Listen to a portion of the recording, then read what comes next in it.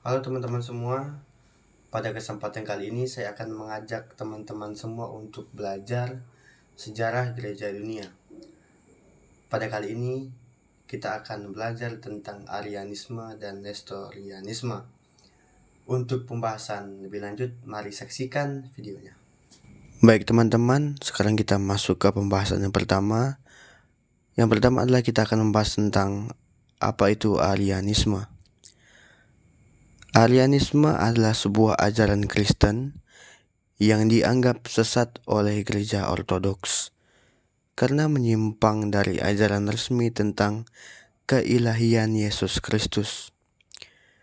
Ajaran ini muncul pada abad keempat Masehi dan menimbulkan kontroversi teologis yang besar dalam gereja Kristen.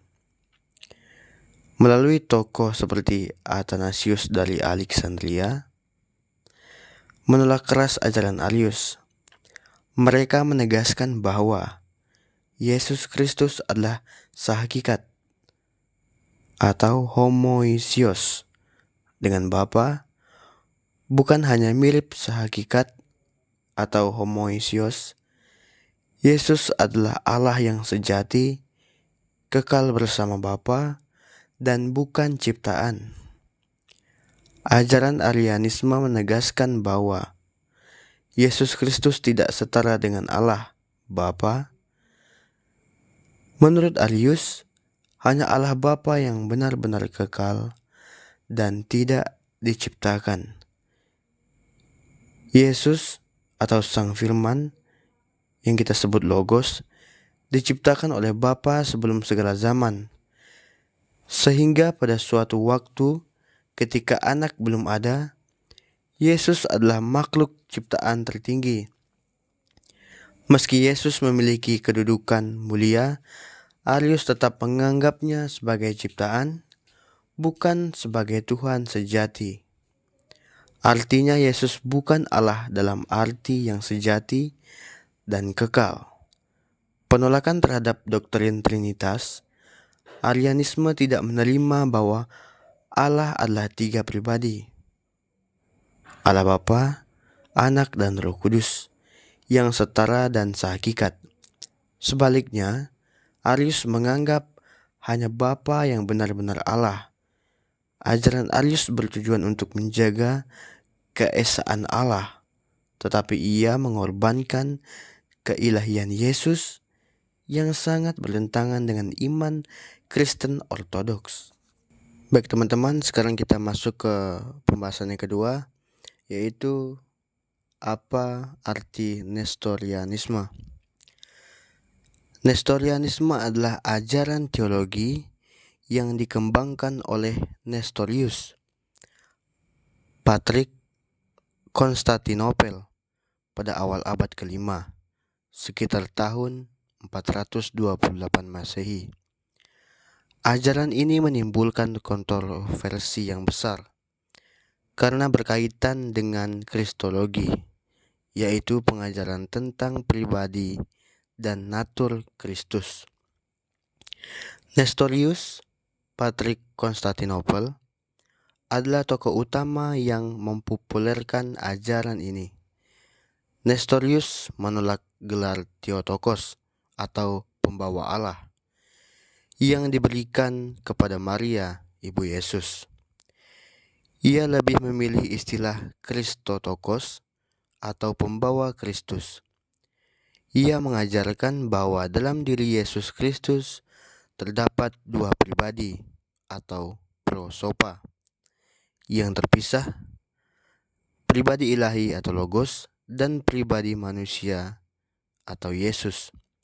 Artinya, menurut Nestorius, Yesus bukan satu pribadi dengan dua natur, melainkan dua pribadi yang tinggal bersama, sehingga Maria hanya melahirkan manusia Yesus, bukan Allah.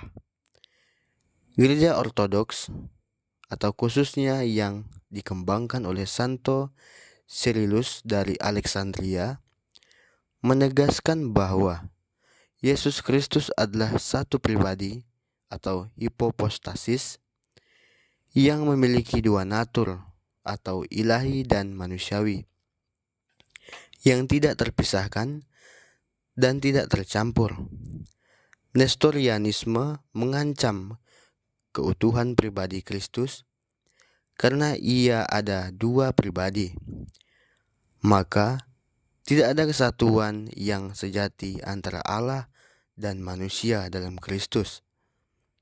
Ajaran ini dianggap bid'ah atau heresi karena bertentangan dengan ajaran inkarnasi bahwa sabda atau logos benar-benar menjadi manusia.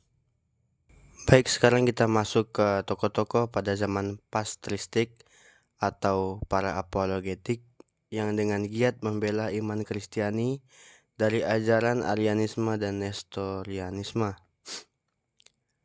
Yang pertama, kita masuk ke tokoh-tokoh yang melawan ajaran Arianisme. Yang pertama adalah Santo Athanasius dari Alexandria pada tahun 296 sampai 373 Masehi. Uskup Alexandria dan teolog paling vokal melawan Arianisme, menegaskan bahwa Kristus adalah homoiousios atau sehakikat dengan Bapa, bukan sekedar mirip atau lebih rendah dari Allah. Mengikuti konsili Nikea tahun 325 Masehi dan memainkan peran penting dalam penyusunan Syahadat Nikea, karya terkenalnya Contra Arianos atau melawan Arian, On the Incarnation. Yang kedua, Hilarius dari Poitiers tahun 310 sampai 367 Masehi. Uskup dan teolog dari Barat, Prancis, dijuluki Athanasius dari Barat karena konsistensinya membela doktrin Tritunggal menurut The Trinität yang menjelaskan keesaan Allah dan keilahian Yesus. Kemudian ada Basilius Agung, Gregorius dari Nazianzus, dan Gregorius dari Nisa, dikenal sebagai tiga serangkai Kapodokia. Mereka memperkuat doktrin Tritunggal Maha Kudus dan membantah Arianisme, menekankan bahwa Bapa, Anak, dan Roh Kudus adalah tiga pribadi dalam satu hakikat ilahi. Kemudian kita masuk ke tokoh-tokoh yang menentang ajaran Nestorianisme. Yang pertama, Cyrillus dari Alexandria pada tahun 376 sampai 444 Masehi. Patrik Alexandria yang menjadi lawan utama Nestorius memperjuangkan ajaran bahwa Kristus adalah satu pribadi ilahi dengan dua natur ilahi dan manusiawi. Menulis 12 anatema terhadap Nestorius, berperan besar dalam konsili Efesus pada tahun 431 Masehi yang mengecam Nestorius. Kemudian ada Leo Agung, Paus Leo yang pertama, wafat pada 461 Masehi. Menurut Tom of Leo, dokumen penting yang dibacakan di konsili Chalcedon pada tahun 451 Masehi menegaskan bahwa Kristus adalah satu pribadi dalam dua natur yang tidak tercampur, tidak berubah, tidak terbagi, tidak terpisah, membantu mengukuhkan doktrin ortodoks tentang Kristus. Konsep ajaran yang dipertahankan oleh para tokoh ini, para tokoh patristik ini bukan hanya membela iman lewat debat dan tulisan, tapi juga banyak mengalami penganiayaan, penculikan, bahkan pengasingan dari keberanian mereka mempertahankan iman yang benar. Sekarang kita masuk ke konsili-konsili yang diadakan oleh gereja untuk mengcounter ajaran Arianisme dan Nestorianisme. Yang pertama, konsili yang mengcounter ajaran Arianisme. Yang pertama, konsili Nikea yang pertama tahun 325 Masehi.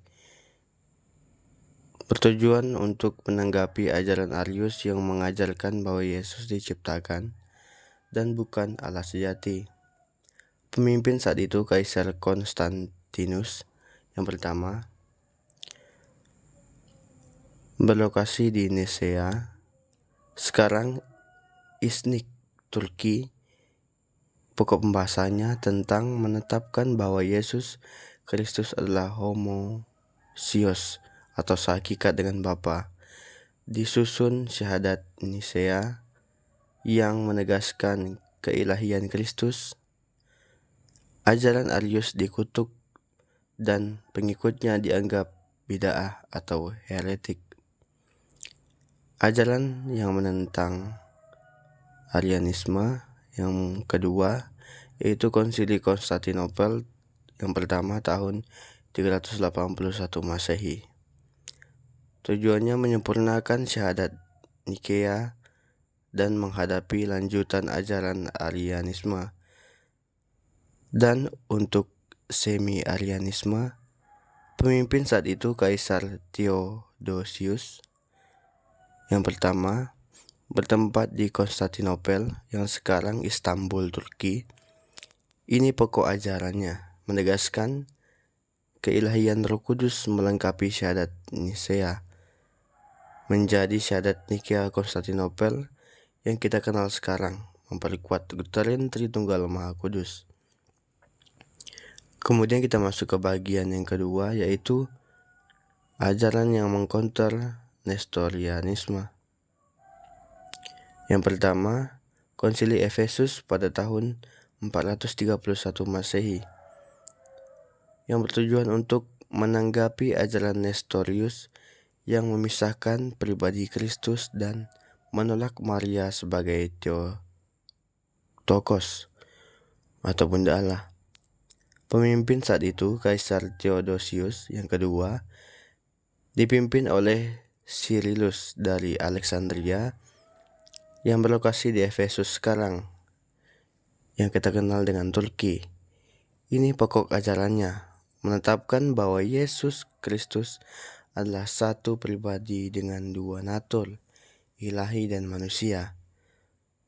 Maria secara sah disebut Theotokos atau Bunda Allah. Ajaran Nestorius dikutuk dan Nestorius sendiri dipecat dari jabatannya. Yang kedua adalah Konsili Chalcedon pada tahun 451 Masehi. Tujuannya menyempurnakan pemahaman kristologi dan menjembatani antara ekstrem Nestorianisme dan monofisitisme. Pemimpin saat itu Kaisar Markion didukung oleh Paus Leo yang pertama atau Leo Agung melalui suratnya Tome of Leo yang berlokasi di Chalcedon dekat Istanbul. Inti pokok ajarannya yaitu menetapkan doktrin bahwa Kristus adalah satu pribadi dengan dua natur, ilahi, manusia, tanpa pencampuran, tanpa perubahan, tanpa pembagian, dan tanpa pemisahan, menjadi dasar doktrin kristologi ortodoks dalam kekristenan.